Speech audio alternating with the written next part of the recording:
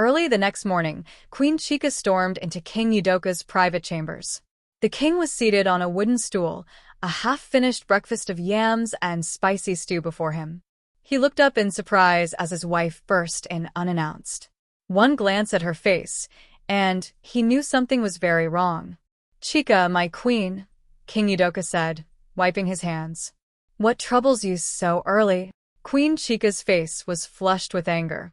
She quickly dismissed the servants in the room, waiting until they had all scurried out and shut the door. Then, in a trembling voice brimming with outrage, she said, "It's Onoce. Our son is making a mockery of us." King Udoka's brow darkened. "What has he done?" "That maid, Olido," the queen spat. "I saw them together last night in the garden. They were embracing, kissing. He called her the woman he loves." The king's face contorted. He was a middle-aged man with a commanding presence, broad shoulders, and a stern face that rarely showed softness. "How dare he dishonor our family like this?" he growled. "He is a prince, betrothed to no one yet, but destined to marry royalty, not a commoner." Queen Chika nodded vigorously. "Exactly. We have raised him better. I do not know what spell that maiden has cast on him, but we must break it. Imagine the scandal. If people find out the prince is dallying with his servant, it will make us the laughingstock of the neighboring kingdoms." King Udoka stood up abruptly, his chair scraping the floor. He paced with quick, angry strides. "This is entirely unacceptable. Where is Onoce now?" "I have not seen him this morning, your majesty," the queen said, folding her arms. "Likely sneaking around or dreaming of her. We must act before this goes any further." King Udoka marched to the door and flung it open, barking an order to a guard outside. "Summon Prince Onoce. At once." The guard bowed and ran off to fetch the prince. Moments later, Prince Onoce arrived at his father's chambers, a curious yet wary expression on his face. He had a feeling this was about last night. Behind him trailed two palace guards who had clearly escorted him here hastily. Onoce's heart thumped. He had hoped to speak to his parents gently about Olido when the time was right, but it seemed that time had exploded upon him. Onoce stepped inside and bowed slightly, out of habit. "Father, mother, you sent for me." King Udoka's face was like thunder. Queen Chika stood beside the king, lips pressed into a thin line and eyes blazing. "We did," the king said coldly. "I think you know why." The prince lifted his chin, trying to remain calm. "I can guess," he said cautiously. Queen Chika stepped forward, voice sharp. "How could you, Onoce? Frolicking with the maid, kissing her under our noses." Her tone was cutting with disbelief. "What were you thinking?" Prince Onoce felt a surge of protectiveness for Olido. He met his mother's fierce gaze and said, "I love her, mother." His voice was steady, though his insides churned. "Olido is the woman I love." The queen made a scandalized sound, as if he had uttered something profane. King Udoka's eyes widened in shock at his son's boldness. "Have you lost your mind, boy?" the king thundered. "You are a prince of Achla. You cannot love a servant girl." "Why not?" Onoce retorted, heat flooding his face. He had always been respectful, but this was too important to back down. "My heart does not know titles or wealth.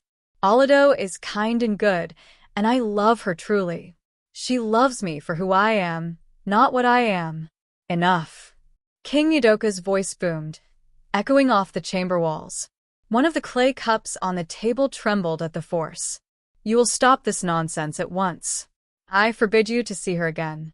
Onoce's hands curled into fists at his side. "Father, with all respect, I cannot obey that command. Olido and I have done nothing wrong. We love each other. I intend to make her my wife."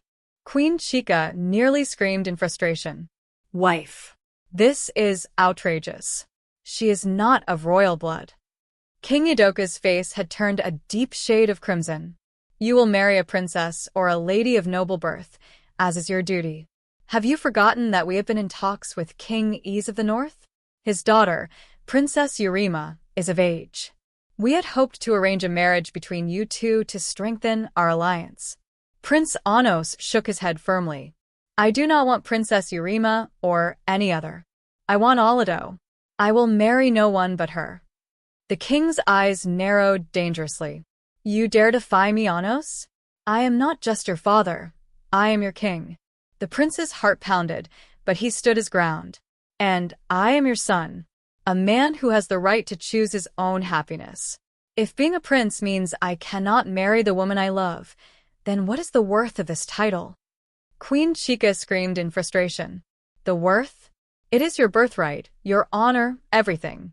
Have we not given you everything, and you repay us with this humiliation?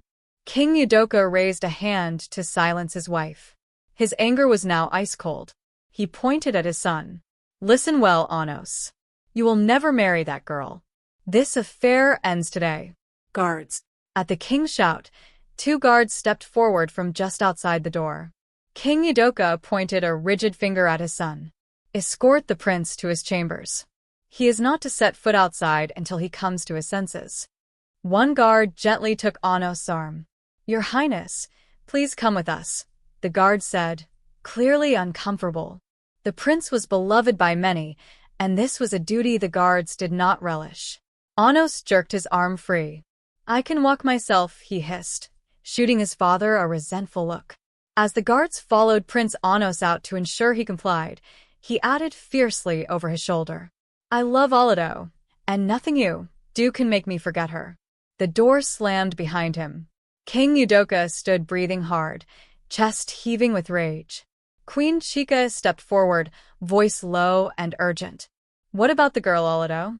As long as she is here, Onoce will not relent. He will find a way to see her.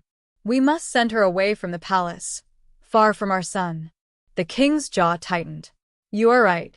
We will remove the temptation. Guards, he barked again. 2 different guards appeared at the threshold. Your Majesty, they answered in unison. King Udoka fixed them with a steely glare. Find the maiden named Olido. She works in the palace household. Arrest her at once and throw her into the dungeon. The guards bowed and hurried off. Queen Chika allowed herself a tight, grim smile of satisfaction. Meanwhile, Olido had been anxiously working in the laundry courtyard, tears of worry in her eyes. She had seen the guards fetch Onoce earlier and heard angry voices echoing from the direction of the king's chambers. She feared the worst. Rumors among the servants flew quickly.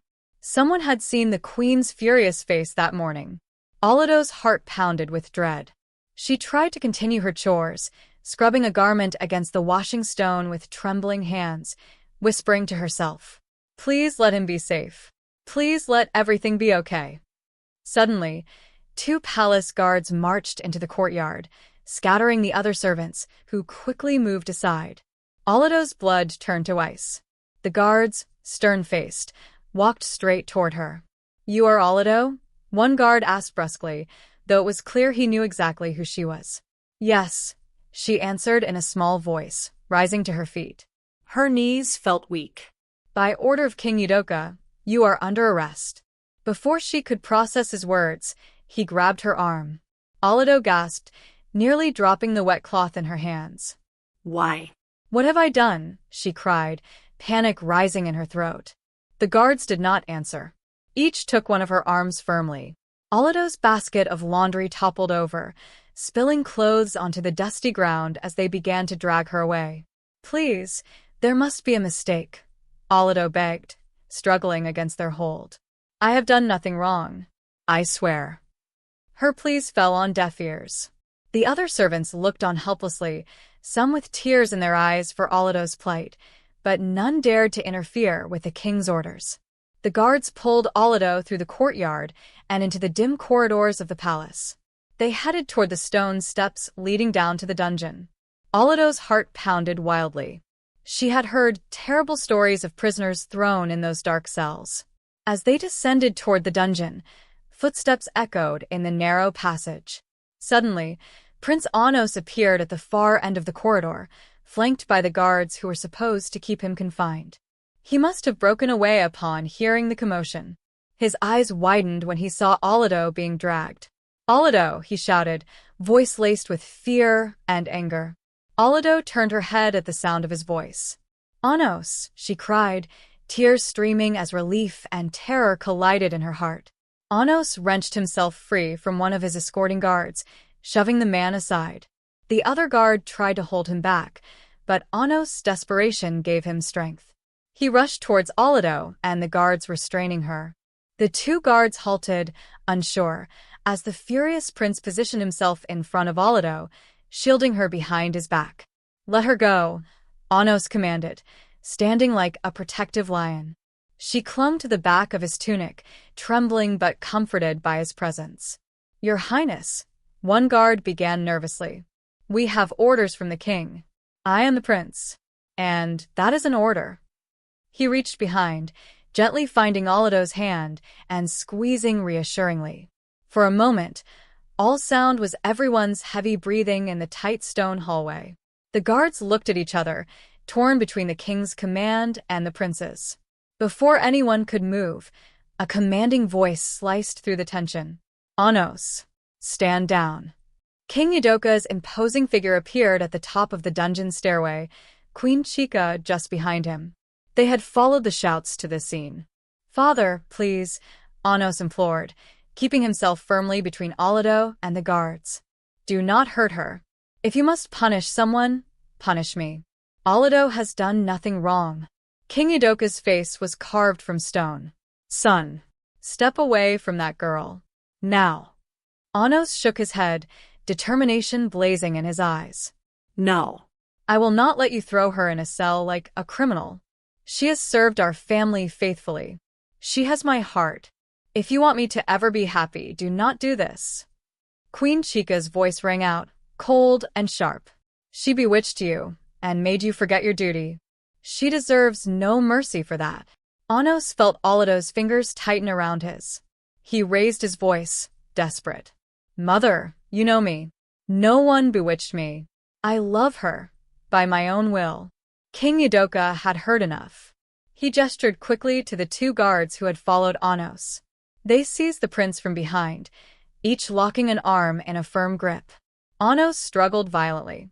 "No, let me go," he roared, muscles burning as he tried to shrug off the guards. The other two guards pulled Olido forward. She cried out, reaching for Onoce as she was torn from his grasp. "Onoce, please," she sobbed. The prince used all his strength and managed to yank one arm free, elbowing a guard in the face. But the second guard held tight, and the first recovered, grappling him again. King Udoka stepped forward, and for the first time in Onoce's life, struck him hard across the face. The crack of the king's palm against Onoce's cheek echoed through the corridor. Onoce stopped fighting, stunned less by pain than by the shock of his father's blow. He stared at King Udoka with a mixture of hurt and fury in his eyes. King Udoka's voice was deathly quiet. "You will not defy me again, Onoce." Onoce's chest heaved. Tears of anger brimmed in his eyes. "Father," he rasped, "if you hurt her—" But the king turned away from his son to the guards. "Take Prince Onoce back to his chambers and lock him in. Post sentries at his door. He is not to come out until I say so." The guards dragged Onoce away. This time he was too dazed to resist, a bruise already greening on his face, where his father had struck him.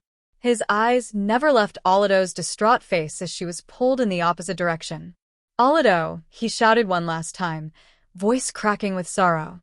"Onoce," she cried back, struggling uselessly against the men holding her. Her voice faded into a wail as she was hauled down the stairs. The heavy wooden door to Onoce's chamber slammed shut, and a bolt clanged into place, sealing the prince in. He pounded on the door, shouting in vain, "Let me out, Olido." But only silence answered. In the dungeon below, Olido was thrust into a small, damp cell.